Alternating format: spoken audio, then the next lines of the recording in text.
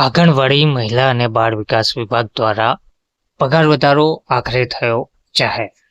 નારી અદાલતના તમામ કર્મચારીઓના પગારમાં વધારો કરવા બાબતે એક મહત્વનો પરિપત્ર જાહેર કરવામાં આવ્યો છે. પગાર 18,000 અને પોસ્ટ પ્રમાણે વધારો કરવામાં આવ્યો છે. વિગતવાર માહિતી શું છે તે પરિપત્રમાં જોઈએ. કેટલો વધારો કરવામાં આવ્યો છે.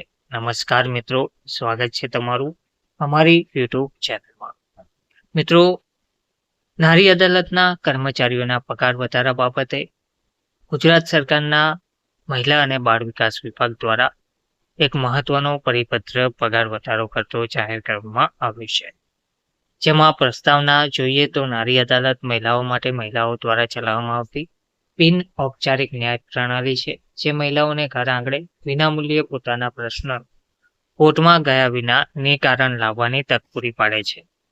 વંચાણે લીધેલ ક્રમ નંબર 1 સામે દર્શાવેલ ઠરાવથી રાજ્યમાં નારી અદાલતો શરૂ કરવા માટેની નવી બાબતને મંજૂરી આપવામાં આવેલ હતી. વંચાણે લીધેલ ક્રમ નંબર 2, 3 અને 4 સામે દર્શાવેલ ઠરાવથી નારી અદાલતોના વિસ્તૃતીકરણ માટે ખર્ચની મંજૂરી આપવામાં આવેલ હતી. વંચાણે લીધેલ ક્રમ નંબર 5 સામે દર્શાવેલ ઠરાવથી મહિલા સામાન્ય મુખ્ય સ્ટેટ પ્રોગ્રામ ડાયરેક્ટરની કચેરી દ્વારા નારી અદાલતોને મંજૂરી માનવબળની વિગતો સાથે ગુજરાત સરકારને સુપરત કરવામાં આવેલ છે. જે મહેકમના પગાર વધારા બાબતે વંચાણે લીધેલ ક્રમ નંબર 6 સામે દર્શાવેલ પત્રથી ગુજરાત રાજ્ય મહિલા આયોગની કચેરી દ્વારા દરખાસ્ત કરવામાં આવેલ છે. જે બાબત સરકારશ્રીની વિચારણા હેઠળ હતી. ઠરાવ નારી અદાલત અંતર્ગત કાર્યરત માનવબળ માટે નીચે મુજબના પગાર વધારાને આથી મંજૂરી આપવામાં આવે છે. જગ્યાનું નામ છે સ્ટેટ કોઓર્ડિનેટર. હાલનો પગાર માસિક 18,000, મંજૂર થયેલ પગાર માસિક 45,000. તેમજ MIS ઓફિસર, તેમનો હાલનો પગાર 10,000. રાજ્ય હિસાબનીશ, હાલનો પગાર 9,000. ડેટા એન્ટ્રી ઓપરેટર, હાલનો પગાર 7,500 અને પટાવાળા હાલનો પગાર 4,000.